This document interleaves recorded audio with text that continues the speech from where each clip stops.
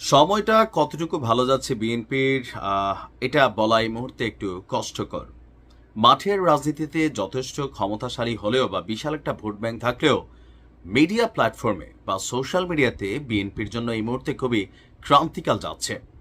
একসময় বিএনপির মিত্র অথবা মুখপাত্র হিসেবে যাদেরকে আমরা ভাবতাম, সাংবাদিক ইলিয়াস, পিনাকিদা, কনক সারোয়ার, তারাই এখন বিএনপির বিপরীতে প্রতিদিন নানান ধরনের তথ্য উপাত্ত সহ দলটি ভারতপন্থী অথবা বিভিন্ন ধরনের ট্যাগ দিয়ে প্রতিদিন নিউজ করছে। অপরদিকে রাজনীতির মাঠে বিএনপির যারা ঊর্ধ্বতন নেতা আছেন তাদেরকে নিয়ে এনসিপির প্রতিনিয়ত যে বক্তব্য অথবা মাঠ পর্যায়ে তারা যে প্রতিরোধ গড়ে তুলছে সেগুলোর সামনেও অনেকটা অসহায় দেখা যাচ্ছে বিএনপিকে। এর মাঝখানে আরও খারাপ সংবাদ হচ্ছে, আজকে যে নিউজটা প্রকাশ পাইল, মিডিয়াতে বিএনপির যে কোনো নেতা পদবিতে থাকুক না থাকুক, নামধারী হোক অনুপ্রবেশকারী হোক, তাদের যে কোনো ফুটেজ ক্লিপ যে কোনো একটা পোস্টও কিন্তু বিএনপি বিপরীতে যারা রাজনীতি করে তারা কিন্তু প্রতিনিয়ত সোশ্যাল মিডিয়া প্ল্যাটফর্মে একটা ক্যাম্পেইনিং চালিয়ে যাচ্ছে। আর এর ফলে বিএনপির যে জনপ্রিয়তা বা যারা ফ্লোটিং ভোটার আছেন বাংলাদেশে তাদের মধ্যে কিন্তু একটা নেতিবাচক প্রভাব তৈরি হচ্ছে। আর বিশেষ করে আজকে যে নিউজটা আমরা দেখছি, এই ধরনের ঘটনা যদি আরও সামনের দিকে ঘটে তাহলে বিএনপির জন্য আগামী নির্বাচনে খুবই ক্রান্তিকাল পোহাতে হবে।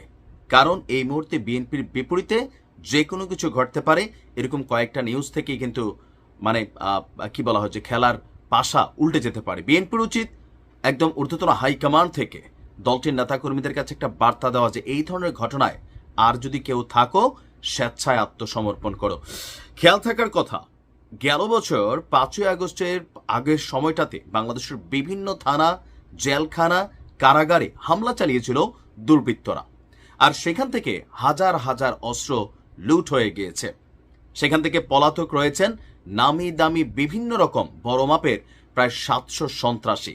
সরকার সেই লুট হওয়া অস্ত্রকে উদ্ধার করার জন্য অপারেশন ডেভিল হার্ট পরিচালনা করলেও ওই রকম সফলতা মেলেনি। তবে আস্তে আস্তে বিভিন্ন জায়গা থেকে এই লুট হওয়া অস্ত্রের সন্ধান মিলছে এবং এদের সাথে কানেক্টিভিটিতে খুঁজে পাওয়া গেছে বাগেরহাটের মোংলাতে অস্ত্রসহ কামাল হাওলাদার নামে বিএনপির একজন নেতা। তাকে গ্রেপ্তার করেছে চট্টগ্রাম মহানগর গোয়েন্দা পুলিশ। এই সময় তার কাছ থেকে 8 রাউন্ড গুলি উদ্ধার করা হয়।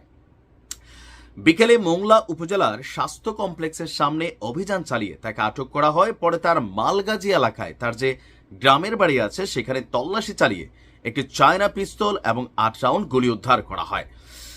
গ্রেপ্তার কামাল হাওলাদার মোংলা উপজেলার মালগাজী গ্রামের মৃত আব্দুল মোত্তালেবের ছেলে। স্থানীয় বিএনপির রাজনীতিতে সক্রিয়। সম্প্রতি অনুষ্ঠিত মোংলা উপজেলা বিএনপির দ্বিবার্ষিক সম্মেলনে চাঁদপাই ইউনিয়ন বিএনপির সাধারণ সম্পাদক পদেও প্রতিদ্বন্দ্বিতা করেন, তবে তিনি ভোটে হেরে যান। পুলিশের বক্তব্য হচ্ছে, গ্রেপ্তারের পর ডিবি তাকে নিয়ে জিজ্ঞাসাবাদ করছে। উদ্ধার হওয়া অস্ত্রটি আইনগত প্রক্রিয়ায় চট্টগ্রামে নেওয়ার কার্যক্রম চলছে। 7.62 অর্থাৎ 7.2 মডেলের ওই অস্ত্রটি বাংলাদেশ পুলিশের ব্যবহৃত একটি অস্ত্র। 2024 সালের 5ই আগস্ট থানা লুটের সময় যেই অস্ত্রগুলো মিসিং ছিল, এই অস্ত্রগুলো তার মধ্যেই একটি প্রাথমিক তদন্তে চিহ্নিত হয়েছে। মোংলা থানার তদন্ত পরিদর্শক বলছেন, অস্ত্রগুলি সহ কামাল হাওলাদারকে গ্রেপ্তার করা হয়েছে। আইনি প্রক্রিয়া শেষে ডিবির হাতে তুলে দেওয়া হচ্ছে তাকে। তো এরকম যদি বিভিন্ন ঘটনায় আরো কিছু অস্ত্রশস্ত্র বিএনপি নেতাদের কাছে থাকে, হইতে পারে সরাসরি নিজেরাই জড়িত ছিল অথবা বিভিন্ন ওয়েতে পরবর্তী সময় এই অস্ত্রগুলো নিজেদের আওতায় আনছে অথবা কিনছে। যেমনিই হোক, এই অস্ত্রগুলো যাদের কাছে পাওয়া যাবে তারাই কিন্তু অপরাধী, শুধুমাত্র সাধারণ অপরাধী না।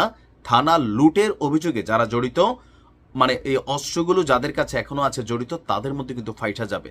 আমার মনে হয় বিএনপির রাজনীতি এই মুহূর্তে অনেকটা অনিয়ন্ত্রিত।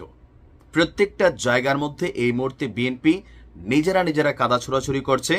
এখন পর্যন্ত জনাব তারেক রহমান অথবা মির্জা ফখরুল ইসলামের মতন সুপ্রিম লিডাররা বিষয়টা অনুধাবন করতে পারলেও গ্রাম পর্যায়ে থাকা সাধারণ নেতাকর্মী যারা আছে তারা এগুলোকে পাত্তা দিচ্ছে না। তারা ভাবছে যে না ভাই, যাই হোক, বিএনপি ছাড়া এই মুহূর্তে রাষ্ট্র ক্ষমতায় কেউ আসবে না। হয়তো ক্ষমতা আসবে, কিন্তু একটা জিনিস মাথায় রাখা দরকার, জনগণের কাছে আপনি পজিটিভ বার্তা দিচ্ছেন নাকি নেগেটিভ বার্তা। এইবার সরকার গঠন করার পর আপনি সাধারণভাবে আগের মতন চলার চিন্তা করলেও হবে না, কারণ বিপরীতে বিরোধী দল হিসাবে যদি বিএনপি জিতে তাহলে সেখানে অবস্থান করবে জামাত, আর এর পাশে সরকারকে গুতানির উপর রাখার জন্য এনসিপি নামক দলটা কিন্তু মাঠে থাকবে। সো আগের মতন এরকম চিন্তাভাবনা কইরা রাজনীতিতে আসা অথবা এখনই বিভিন্ন জায়গায় এই যে বিভিন্ন ধরনের অ্যাক্টিভিটিস চালাচ্ছেন, এই জিনিসগুলো কিন্তু ভারী পড়বে। প্রশাসন আগের মতন আওয়ামী লীগের মতন একপেশে কিন্তু আচরণ করবে না, কারণ প্রশাসনও এখন নিউট্রাল ভূমিকায় চলে যাবে, তখন পরিস্থিতি খারাপের দিকে যাবে।